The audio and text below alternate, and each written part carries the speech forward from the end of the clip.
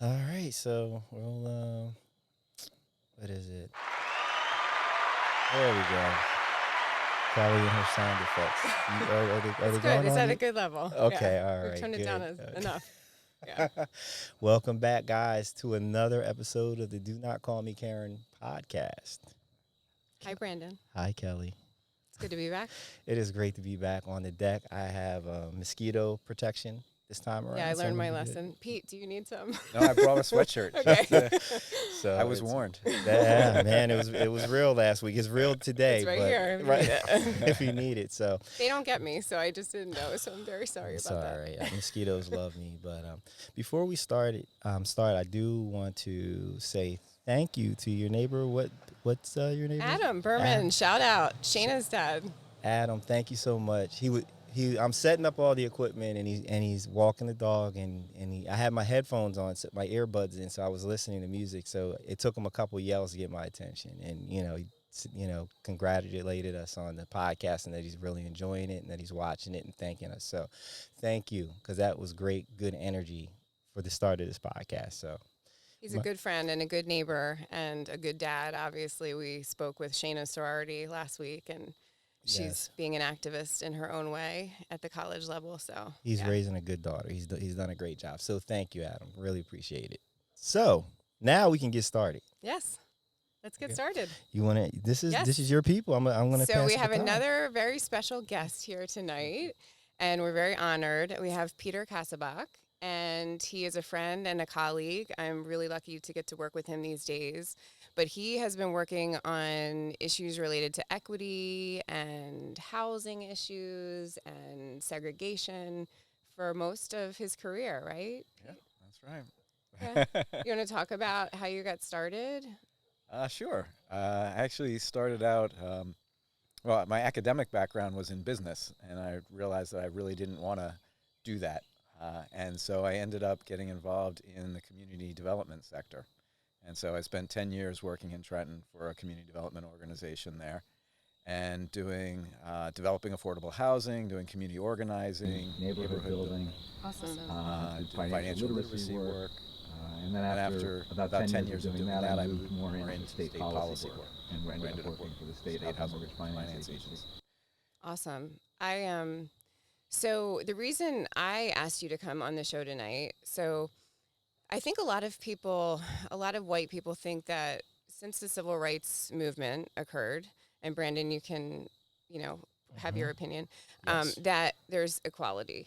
And equality is something different than equity, right? So I was at this protest. You may have read about it or heard about it, Pete, downtown. There's some things going on with a local business, and I was at a protest a couple weeks ago, and this is an example of what I'm talking about. A man came up on his bicycle, and he said, there's no racism. There's no racism in this community or anywhere. It's just a fabrication, and everyone's equal. Everyone has equal rights, and if black people aren't having the same amount of money in this country, it's because they're not studying the right things in school. So that was his response. And there's so much more that goes into the history of the inequity of, wealth accumulation in this country. And I think a lot of people, I didn't learn about redlining growing up. Did you, Brandon, in school?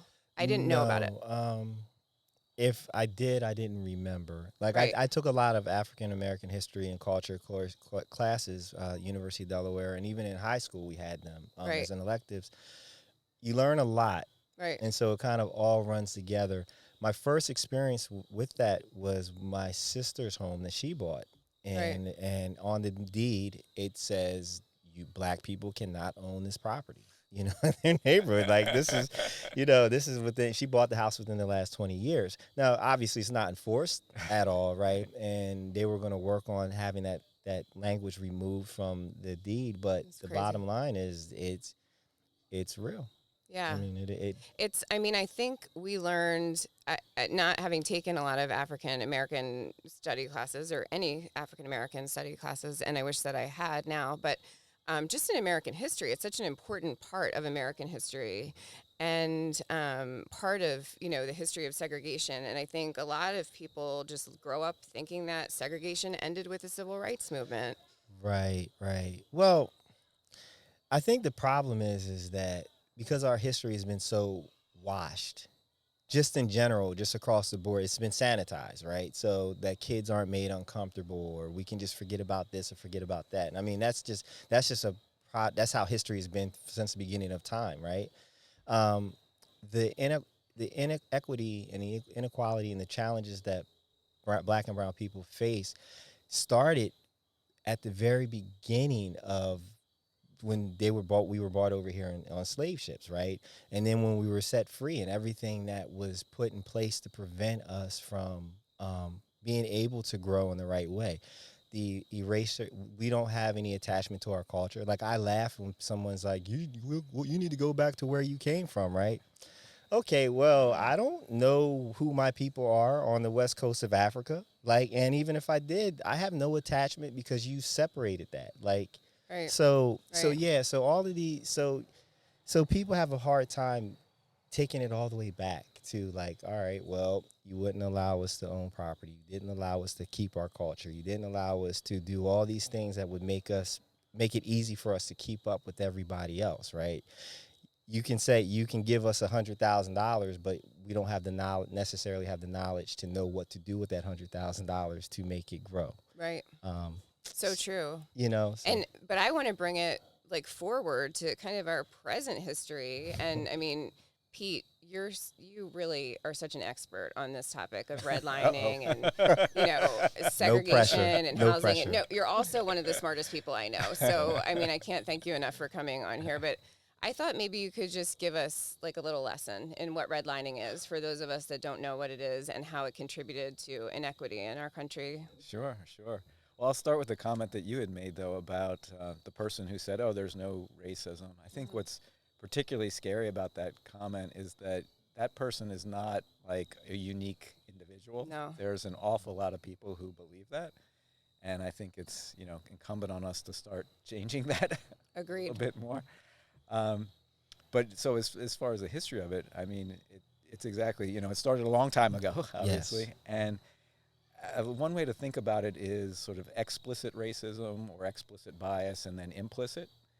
And we've had explicit racism for a very long time. And so if you go back to the early 1900s, when we talk about housing in particular, and we can talk about redlining first, that was explicit. It was literally written into the laws, into the way things were funded. That Like your sister's deed. Right, yeah. Like your sister's deed. Redlining is interesting in that it wasn't driven by the private sector. Banks didn't come up with this and invent this idea of only loaning money to white people or into certain areas. It was the federal government. And so the federal government said, okay, banks, we want to have more home ownership. We want people to go out and buy homes. You give the money. And the bank said, this is very risky. We don't know if we really want to do this. So the federal government said, well, we'll create an insurance program. And so you give people loans, and we'll insure those loans. So it'll make sure that you're safe, you're protected as a bank and as you're a lender. And so the banks are like, that's great. But then the insurance company, the federal insurance program, said, well, there's certain places that we feel are safe and certain places that we don't feel are safe to loan money. So we'll provide insurance if you loan money in the safe places, which happen to be the white places, the wealthier places. If you're going to go into these other places that we don't feel are safe or they're more risky, which happen to be where people of color, black people live, lower income people live, we're not going to insure those. Mm-hmm. So the banks, being businesses, said, well, okay, we're going to go and loan money into all of these places that you're going to provide insurance, and we'll draw these red lines around the places. Literal red lines around the places that you won't insure, and we'll just make sure we don't loan any money into those places. And so that was redlining, and that's only one example of federal government's policies. Right. The covenants that you had mentioned earlier are written into deeds, of that you can't sell a house to someone who's black. And there's another major policy that happened around the time of public housing. People don't necessarily understand this, but during the early 1900s, there were a lot of somewhat integrated neighborhoods throughout, especially the North and Northeast. But with the federal government came up with this idea of public housing. They said, we don't have enough housing.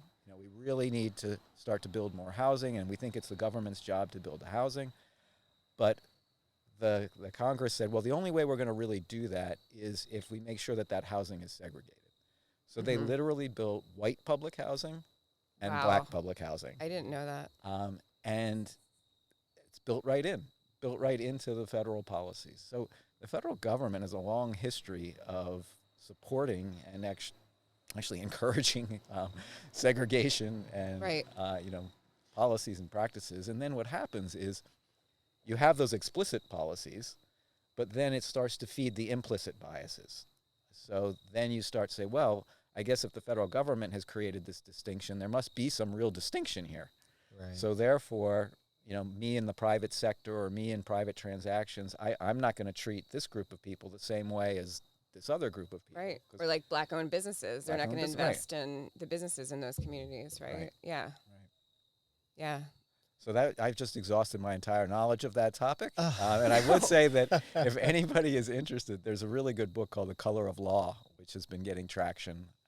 And this guy has done a tremendous job of really explaining the sort of federal policies that explicitly that handles that. Well, but what you've done actually is you've just broken down a big part of institutional racism, right? Yep. Because that's where a lot of people deny it because they don't understand what institutional racism is, and that is a big part of it that has kept people down. Like making it very easy for the government and the private sector to actually make it harder for Black people to get ahead. Well, and it impacts everything, right? Your opportunity in those communities, your schools. I mean, everything. Your health. Like we work on. Yeah. So. Yeah. I mean, do you want to talk about some of that, like the environmental, the health, the education impacts? Sure. I mean, we could talk. I mean, there's so many places that you could go. I mean, the one example that you were giving was just sort of wealth creation.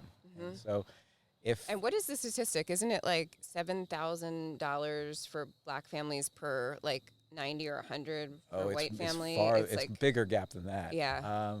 I want to say, and I won't get the numbers exactly right, but in New Jersey, it's something like the median wealth is somewhere around over $300,000 for a family, right? And for a Black family, it's about $7,000, and Latino is $6 or $6 and $7, the other way around. And that's because of generations of not being able to accumulate wealth, not owning your own home or owning a home that's not worth much. Exactly, and then you can see how that system just continues to perpetuate itself. Where if you aren't able to build wealth and you're not able to have a house that's worth a certain amount of money, then you can't live in certain neighborhoods. And those certain neighborhoods, because we fund our school system with property taxes, the neighborhoods that are more wealthy have better schools. So when you go to a better school, that lets you then get into a better college or get into a college period, which then gives you a better job, which then lets you build wealth, which then...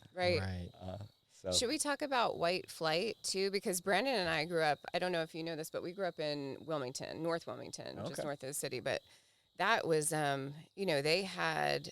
such a situation where the city was more integrated, and then they had the riots in 1968, and just like Newark, New Jersey did, but they had the National Guard there for 9 months, which I think is the longest in the history of any National Guard occupying a city. Okay. So many white families that still live there left and went to the suburbs, and I know that's been a huge issue with financing, mortgages too.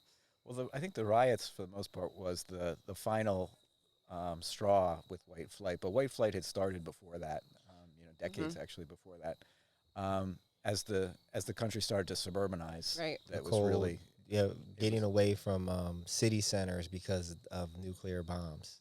That was the original. That was the original impetus for people to move to the suburbs because they were afraid Russia was going to drop a bomb, and if you were near a city, you were out. So let's move to the suburbs, away from the city. But only white people had the affluence to do that, right? I mean, and they. Well, we're allowed to. Yeah. But not in just affluence, but I mean, there were barriers put up to prevent people who are of color from moving out into the suburbs. Mm-hmm. So So there are a number of other kinds of issues. There's environmental justice is a big term that is used, and it came about because what was happening is you were starting to get these concentrations of really bad environmental uses in urban areas. So white people left, and then you started to say, well, we need an incinerator, we need to have a sewage treatment plant, we need to have a power generating station. where are we going to put those things? Well, we don't want them in the suburbs because this is where all the white people now live, so let's put them in the cities. And so you'd end up with all of these uses that would be very bad for people's health. Right.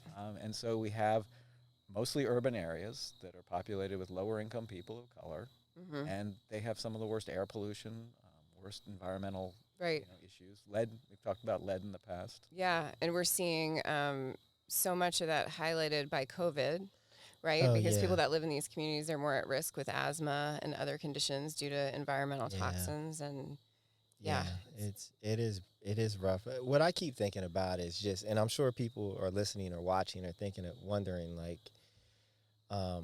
so why don't people in these areas, why don't they move, or why don't they improve their own areas? And I just keep thinking about Black Wall Street, right? And just in the early 1900s, there are a number of Black communities. They started their own community and they were thriving, and there was wealth, and they had everything they needed, and jealous white people came in and stole, burned, killed, and murdered. So and as much as it sucks that the money was taken and the property was taken, what's the worst part is the knowledge. The people that knew how to start their own bank and get these cities to working, they were killed. So that knowledge and information isn't passed down, So that just puts Black and brown people further in the hole, in the deficit, in terms of trying to get, you can beat redlining, you can beat a lot of these things, but if the knowledge is taken away from you, or if you learn that every time you get ahead, you're going to get beat back, there's a sense of hopelessness there. So why would you even bother? It's just safer to stay in the hood. Yeah. So, which is sad. Well, what are some of the solutions? Like, what are some things that we can do to fix this problem? You didn't say I had to come up with all the answers, too. I thought we were just talking about problems. I know you have some. Well, I think there's a number of things we can do. I mean, and I think some of them are starting this year, where people are waking up to the fact that, or some people are waking up to the fact that there really is systemic racism, and that we have both the explicit bias and the implicit bias, and that white people in particular have been living in this sort of privileged bubble that we didn't really know we were living in many cases. Right. And I think this year has helped some people understand that that's what in fact it is and was, and that you have to start intentionally trying to break that down. And definitely. You're seeing alliances start to form, which I think is really big. And you hear that from both sides, from people who are Black and white, saying, what's different this year is you have white people out there now. Right, at more Black Lives so. Matters Yeah, events. yeah. Well, no, I mean, if Black people could have solved racism away, all this stuff away, we would have solved it away Right. decades ago, right? So it takes white people. It's actually a white problem. Yeah. Because Black people don't have a problem with white people; it's the other way around. So in order for it to and you solved, don't have the power in this country, either, right, to be make able change, to do it. So unfortunately. So these conversations, this show is a great step towards helping to solve the problem, because first of all, familiarity solves all of these problems, because once you are familiar with the situation, you're able to have empathy and understand and make it, don't jump to conclusions. So this show is very important. So those of you who are listening and watching, you should definitely share this with your people, right, to get the conversation going. Yeah. And the other thing is, like, sharing is a key component of survival. Like, for hundreds of thousands of years before we got we reached the state of agriculture and we had hunters and gatherers, there was no ownership. And if you went out and killed and you brought something back to the tribe, you couldn't be like, well, this is my meat and for my family, because you're not going to live long. Like, you're going to get clubbed over it. Yeah, you share with the collective. And I think that attitude needs to be brought back to today's society, understanding that white people, Black people don't want to take what's yours, right? We don't want to take over, right? That's a very good point. Yeah, we just want to share. Like, so if you do for me, I'll do for you, and then we're going to thrive together, right? Everyone can have a piece of the American dream. A bigger piece, actually, because, I mean, the best communities to live in, as far as I'm concerned, are ones that are diverse and integrated, where you have different cultures coming together. Yes. Those are the best, in my opinion. Those are the best communities to be in, visit, live, whatever. So, encouraging people to start sharing and helping each other out, and really being empathetic, and not assuming that just because someone is down and out, they're lazy or stupid or whatever. You don't know what people have been through and why they're there. So there's so much more to the story, and that's why we wanted to talk about some of this, because I just hear that all the time. That, I mean, it's just ignorance. I think people just don't know. They don't know because it wasn't their life, and they didn't grow up back in the 50s or 60s, and they don't know anything about what perpetuates the lack of wealth accumulation. Or even to Pete's point, like about education, right? Like the property taxes, right? If you live in a great neighborhood, you go to great schools, you get a great education, et cetera, et cetera, et cetera, right? So maybe we need to talk about, instead of making property taxes for schools get disseminated equally or in the state or in the county or whatever, instead of using it in these pockets of school. And for schools that have really strong PTA. Well, other states do that, actually. Oh, we really? grew up in a very unique state. Well, okay. It's a very unique situation that they've never tried to solve it by redistributing the financial end of things. They just physically redistributed the students on buses. So instead of doing it that way. So you probably know about the busing in Wilmington, but I mean, we were bused growing up. So their solution to fix inequity in education, and some people say had its benefits. I'm not sure it had a ton of benefits. I mean, we had a more diverse student body for sure than like most suburbs would have. Yes. But the kids that lived in the city of Wilmington, they got bused out to the suburbs for 3 of the 12 years. And then the kids that lived for 9. And then the kids that lived in the suburbs got bused into the city for 3 years. So when we were at 4th, 5th, and 6th. And so I just actually watched a really interesting podcast, a WHYY. It's called Where is Wilmington High? That someone sent me, and it was really informative because we grew up living it, and we thought this was normal, right? But they don't do it like that in other states. It was all good, Pete. Yeah, it was like more of a funding thing. But why do you think it didn't, or what didn't you think? So the problem is that you had the same issues as far as like being segregated kind of within the schools, education level wise, and things like that. When with some of the more urban kids, but also, it was more about a lot that I didn't really ever think about before. The city kids, depending on their neighborhood, they got bussed out like for maybe to Newark, to McKean, to bus rides. Yeah, they had very long bus rides, and it didn't help to build community. So, and it ended up like leading to getting rid of the high schools in the city. So that was the point of the documentary, Where's Wilmington High? So. When we were still growing up, I think Wilmington High closed in 1999. So there was one high school in the whole city of Wilmington still, but there had been a bunch of them, and they were kind of integrated, earlier on back in the 70s. And but now they closed Wilmington High and turned it into a school of the arts and a charter school that white kids from the suburbs go to. So it's just a lack of, community. Like not everybody, you don't have like your city football teams that, and I think even just the overall energy of integration, right?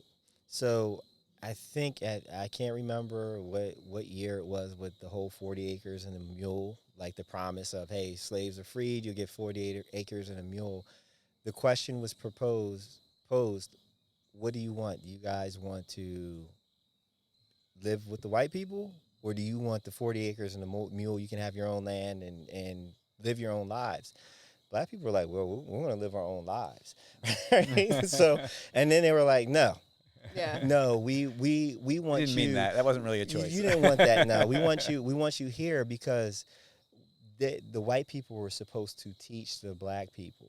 Right. So I think that's always the energy with integration. It's not for the white people to learn how to deal and interact and understand. Although black I did. people. I mean, my educational experience. You're different. No, I'm just saying, like, it wasn't about me, but I can say that my experience growing up was so much richer, having a more diverse and, being friends with people from, that I wouldn't necessarily be friends with, and being in sports with them and getting to know them. Yeah. But I don't know what their feeling would be about that. Yeah, So. I mean, just the overall energy and the overarching arcing idea is that you're trying to civilize black people, right? You're not, instead of looking at it like, well, white people really hate black people, so maybe the energy and effort and focus should be on getting them to understand that, hey, we're all the same, we're all cousins, we're all related, we're all, you know what I mean? So that's one of those things that will help to solve these problems, is just getting everybody to understand that it's not about them.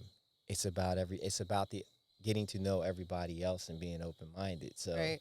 Right. I think it's a really great point about what you were saying about how people view each other as sort of teaching versus learning. And I live in Trenton, and this is something that we run into constantly, my wife and I and our family, is that white people from outside of the city always want to come in and teach, train, help people in the city. Yes. And if people leave the city, it's always because they're being helped or trained or outside the city. But there's never a sense that you could learn something from the other side. And that there's an opportunity to learn from both groups. Right. And it's and there's so many programs out there that are always this one directional. One directional. That's why we call you guys colonizers. Yeah. I had to do it, Kelly, for laughter. No, Pete, though, I mean, he brings up a good point, though, that I wanted to make. He lives in the city of Trenton, and, he walks the walk with, like, everything that he cares about as far as, integrated communities. Let's say walk to work. Yeah, he does. He walks to work. Let me put it out there that we are speaking generally, in general terms. So if you're listening and you're watching and you're walking the walk and being an ally, that's good. We're just speaking academically and generally, because you can't get specific with people, right? No, we can only talk about our knowledge and our experience. Right, yeah. and with people. So, Pete, thank you for walking the walk, literally and figuratively. So how is it in Trenton in terms of race relations? Like the they're great. There you go. Got it all figured out. No, I mean, it was hard though. There was some protests in Trenton, right? Got a mini riot. Yeah. And I remember, I think we were on the phone or something, and you were saying that there was like a tank that it just rolled past. It was kind of surreal, right past your house. So that was kind of interesting. Yeah, it was very interesting. Yeah. Wow. Well, I mean, we all faced that. George Floyd. I mean, they rioted in Wilmington. There was riots and. Yeah, we didn't have riots here in New York, but we did have a protest. So there you I go. participated in it. I don't think. I mean, the riots and things, and I got so angry with people that kept saying you need to be peaceful and whatnot. Like, it was well documented that the riots and violence were all started by right-wing, ultra, Proud Boy, alt-right people. Like, they have them on tape, like breaking windows and leaving pallets of bricks in the middle on the sidewalks before the protest. Like, it's like, no, that was not Black Lives Matter. Well, and it was a lot of people that came in from outside of the actual areas too. So it wasn't. In Wilmington, there were 4 people arrested, and they had come from Seattle. Interesting. For that exact purpose to like burn stuff down. And I mean, they got caught, but that's neither here nor there, right? Getting off track, but so and hopefully that's behind us for now. Hopefully. No, it's not. I know. It's not. But it doesn't, you can't make a cake without breaking eggs, right? And change doesn't happen without people being made uncomfortable. And we're living in uncomfortable times, and change is happening right now. So Pete, and we didn't prepare Pete with any of these questions, so we're really just zinging him right now. So he can handle it. I'm sure he can, right? I can always edit things out, so it's all good. But what advice do you have, if any, for minorities who are looking to purchase a home, in terms of looking out for like potential red flags or dangers, that they could be routed in the wrong direction or cheated in any way? If and I know that's a kind of general question, but no, it's a good question. I think you still see subtle aspects of that in the real estate industry, of steering people towards certain neighborhoods or away from certain neighborhoods. Or the appraisal thing. Did you see that story in Florida with the biracial couple, and then it appraised so much higher when she took all the photos down I of did see that. that was disturbing. Yeah, I guess it's a question of being both a buyer and a seller. If you're a buyer, it's really important to just get out there and learn a little bit about the market, and understand where you want to be, and not totally rely on a broker. Right. But beyond that, I think there's not a lot of explicit sort of bias out there, and so if you're That's a the tough smart part. buyer, you can, you talk to Right. people, you talk to white people as well as black people, Yes. and you'll find the right kind of house and the right kind of place. On the lending side, there are government programs out there. I worked for the New Jersey Housing Mortgage Finance Agency. I mean, you can get great mortgages, through that organization. Generally speaking, banks, will give good mortgages. Well, that's good to know That's today. been my Yeah. experience. Now, I'm a white guy, Right, so right. I don't hear as many of the stories today about, in our area at least, of people being steered. But I think there always are those stories. There are brokers who are steering people. There are going to be lenders. There are going to be bank lenders who are going to be biased. They're going to ask for extra documentation. They're Oh, going to yeah. ask for, more credit, more credit checks or a higher credit score. Right. So it's being an informed consumer and knowing what to expect. And then if you're not treated the way that Yeah, knowing what you your should rights be, are. Yeah. Yeah. yeah, Well, I think so. It's being a confident shopper yeah. is pretty much what I'm getting from what you're saying, and I know that like generally black people, we are fearful or we're very timid when it comes to big purchases and things like that, just because of history, right? And just kind of feeling like we're not even supposed to be here. We're fortunate to be even sitting here and getting this opportunity. And when you have that kind of energy, you're gonna get taken because you're gonna accept bullshit because you're like, well, I don't want to not get this house, or I don't want to not get this mortgage. Yeah. So I think we have to learn how to be stronger shoppers, more informed shoppers, and be willing to walk away. Like if the deal isn't sounding right or feeling right, and just doing research. So everybody, you live in a state where they have home buying. What was organizations that help with that assist that with first time home buyers. Um, Go there because those are great wealth of knowledge and information and experience. So because the more you know, the better off you are. I do think having an ally work with you too, someone Yeah. who's gone through the process before, Oh, that's a great. is Great. is really helpful to be a soundboard and say, they're telling me this. Is that really the way it works? And it's like, yeah, that is the way it works. Or Yeah. Or no, that didn't work that way for me. Yeah, it's like, yeah. Hey, maybe that's an organization we need to start, right? No, that's a great suggestion. Yeah. No, that's cool. But yeah, that is. I mean, that's always just a concern that people have. I mean, the home buying process is scary in and of itself, and I wonder about all the documents that you have to sign.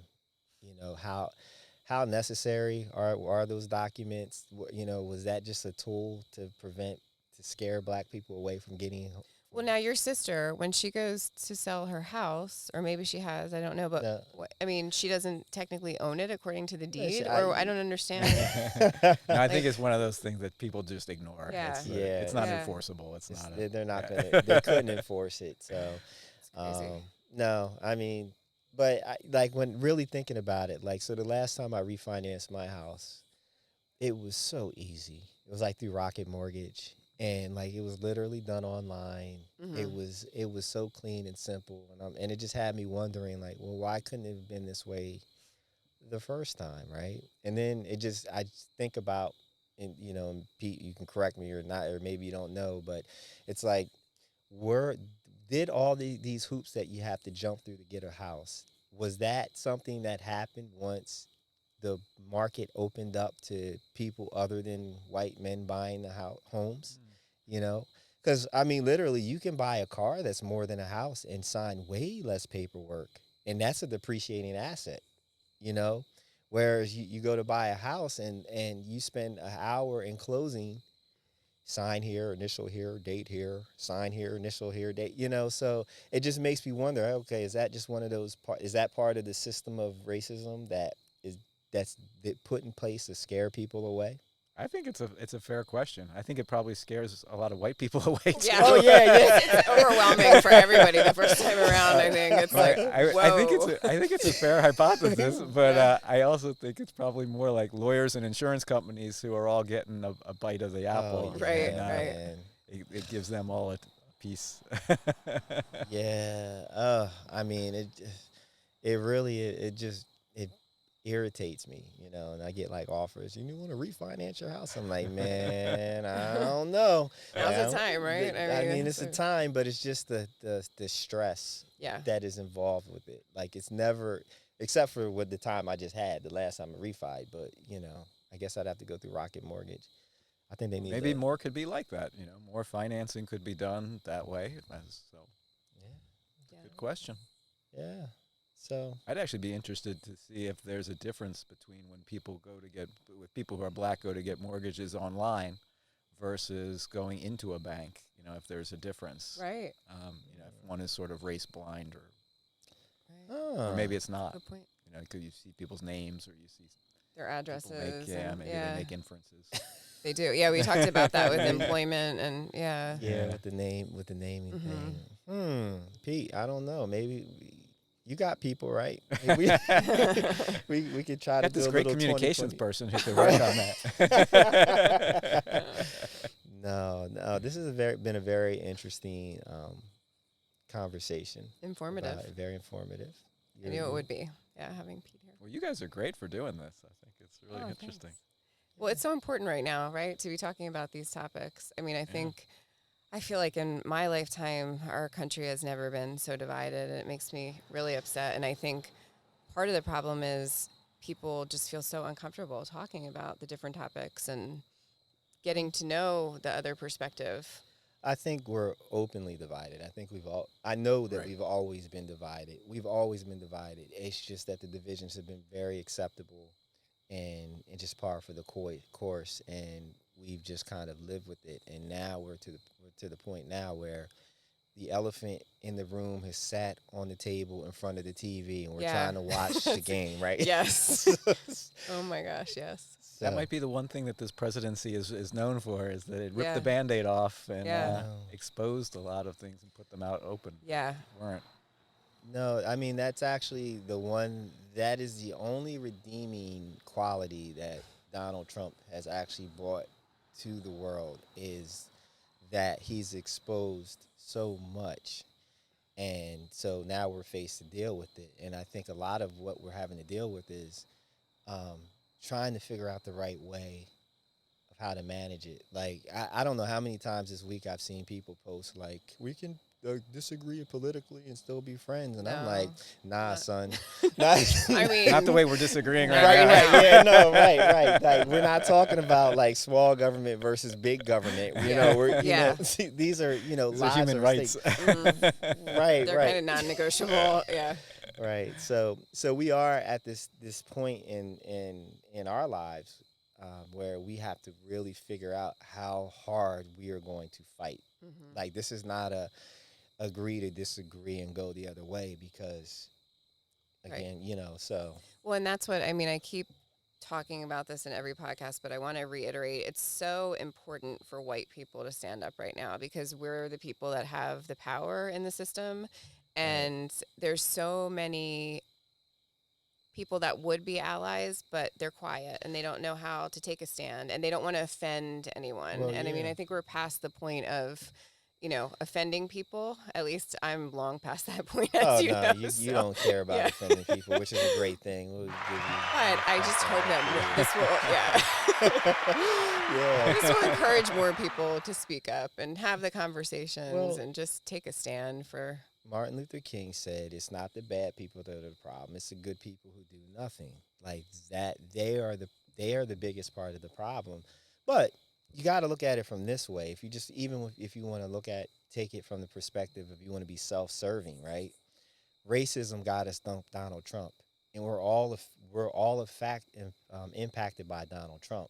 So, even if you don't care about racism because you don't like black people, that you could care less one way or the other, you're still being adversely affected by racism because of who it is put in power and what these people are doing. So just out of sheer self-preservation, you don't have to love or like black people, but if you want to save your own ass, you might want to fight the good fight because in the end you benefit from it. That's setting the bar pretty low, but yeah, Yeah, that's a right. good point. Listen, Whatever it takes right now.